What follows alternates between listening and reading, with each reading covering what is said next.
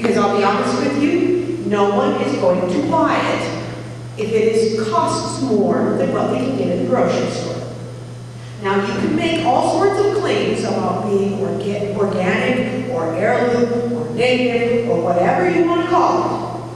But the fact of the matter is, people live right there in their pocketbooks and they're not going to pay more than what they have to pay at the store. How many people do you know go to both grocery stores and get half their stuff here and half their stuff there because it's on sale here or there for 2 or 3 cents difference? So the first thing you do to price your product is go to the grocery store. Now, that does some really bad things for us because we are now competing with markets that pay under minimum wage, right? Okay? Or pay nothing at all to some of their laborers. And we're now competing with those markets that can do it bigger, better, faster, quicker, and cheaper than we can. So what's that mean for us? It means we have to be smarter. And we have to add on value if we have to. As an example, you go to the grocery store, and tomatoes, I'm just making this up, so don't quote me on prices. You go to the grocery store and you look at tomatoes at 50 cents a pound. And you know darn well that you can't sell yours for 50 cents a pound and make a profit. What do you need to do? Well, now you need to figure out what can I do with that tomato to add value, to make it more worthwhile, to make it more convenient, or more special. And that's where, going back to what I said about the farmer's market and making it an event, people will see that there is now a bigger value to going to your farmer's market than to going to the grocery store, because when I go to the farmer's market, I learn something. My kids learn something. Holy cow, it's free entertainment. And all of a sudden, every product you sell at that market takes on a higher value. How else do you know how to price your product? In some cases, some of our markets right here in North Dakota have pricing guidelines. Now, I want you to be very, very careful with that because price setting in North Dakota is against the law. The market and your other market vendors and your neighbor vendor cannot tell you what you have to sell your product for. That is against the law. What they can do is set a range and say, at our market, you will sell your tomatoes for between this and this. Why do they do that? They do that because they want to avoid what's called dumping in the market industry. And that's that person that really didn't intend on selling anything, and all of a sudden they have 8 billion zucchini, and so they show up at the market on one day, unload all their zucchini for 2 cents a pound, and then leave and never show up again. That's called dumping. So to prevent that, some of the farmers' markets will have price guidelines. Now, if your market doesn't have those, or you are just starting a market and you don't have those, contact myself, my assistant Stacy Baldus, or the North Dakota Farmers Market and Growers Association, and those markets in North Dakota that have those lists, share them with us. And we can then share them with you. So I've just given you 2 ways to figure out how to price your product. When you think about pricing your product, however, do not forget to put everything into the cost. The cost of the seed. Do you have to pay rent on your land? The cost of the water. If you're not on a well, are you on rural water and are you paying for that water? If you're on a well, what does the electricity cost you to run that well? Are you fertilizing? What is that going to cost you? When you wash it, do you have to and tote it to market? Do you have to buy special totes, special boxes, special containers? That goes into the cost. And lastly, definitely not least, the cost of your labor. Because as Scott said several times when he first started, this is hard work. It is difficult, back-breaking, good Lord, I'm tired at the end of the day, work. And if you don't build in something for your labor into the cost in that product, you are doing it for nothing. And at the end of the season, when you have worked so hard, and you have $200 to your name for all the hard work, and you think about it, and you go, I worked in that garden 6 days a week, at least 3 hours a day, 18 hours a week, times 10 weeks, 180 hours. 180 hours, that's more hours than an average work month. And I got $200? It's really disappointing.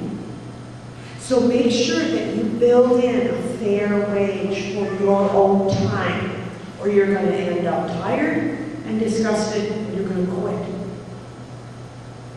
When you look at that product then, if you build that into the price, and you look at it and you say, wow, I do have a little bit of profit there, and I can sell my stuff for this. Yippee! Start your garden. Get growing. Get to the market. But if you look at it and you can't have that kind of a profit for yourself, then what do? Do you give up totally? No. That's when, like I said, you start looking at what else can I do to make this better. We've heard a lot today about fruits. We'll go back to the fruit thing. I handle all the farmers markets across the state of North Dakota. Do you know how many fruit vendors we have that go to our farmers market in North Dakota? Now, some of our other produce vendors might have a few raspberries or a few strawberries, but they are very, very small in number.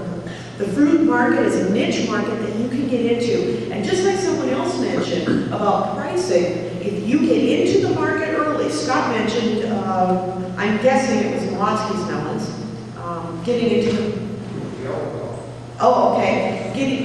getting into the market early, you get a better price, right? It's the same with niche market crops, and right now the fruits are going to be niche market crops. What's the problem with fruits though?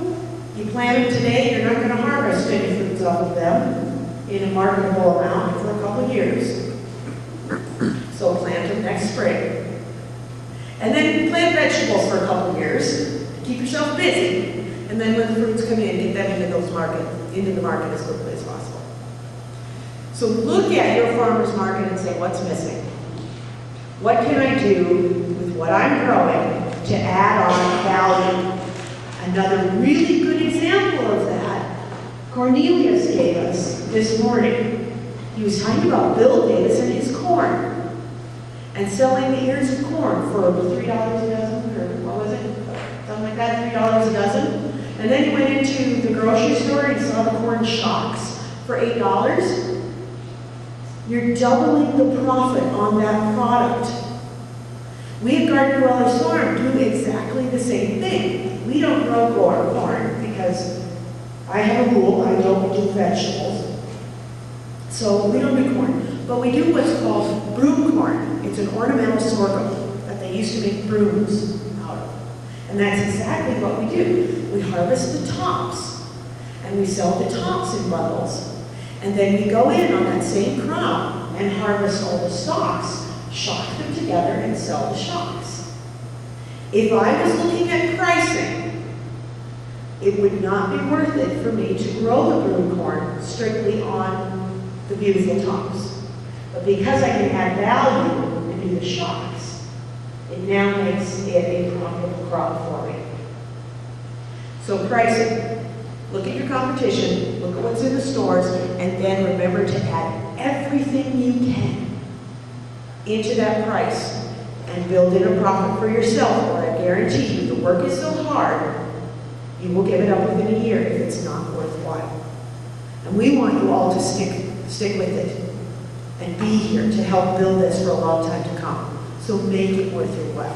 One last thing before I end, we had a couple people in here thinking about economic development, and that's really what today has all been about. Opportunities to make our communities better and economic development. Farmers markets in North Dakota have continued to rise in number over the last 5 years, and they continue to rise in the number of vendors that they have. However, We surveyed every farmer's market in North Dakota 3 years ago, and then again this last summer. What was the number one thing that people who go to markets said they wanted? More vendors. More people. We want more produce, we want more to choose from, we want more growers. That was the number one thing. How much are they spending? 3 years ago, the average person was spending $5 to $10 every time they went to the market, and the average person was attending that market every week. So we got regular customers, repeat customers that are coming back and back and back and back. This time, this last summer when we did it, the average customer was spending $10 to $15 at the market and coming back every week. So we're seeing that those regular customers are getting into that habit, and that this is a good builder of community. We're seeing markets now that are tying their market into those little businesses that are around where they set the market and co-marketing. In Wisconsin, when I go there, Festival Foods in Wisconsin encourages farmers markets to set up in their parking lot. So when I first started this job 3 years ago, and I had North Dakota grocery stores telling me, we're not going to help the farmers market because they're our competition. I'm like, what? Are you crazy? They are not your competition. Make pact with your local grocery store. Become their friend. Because you know what?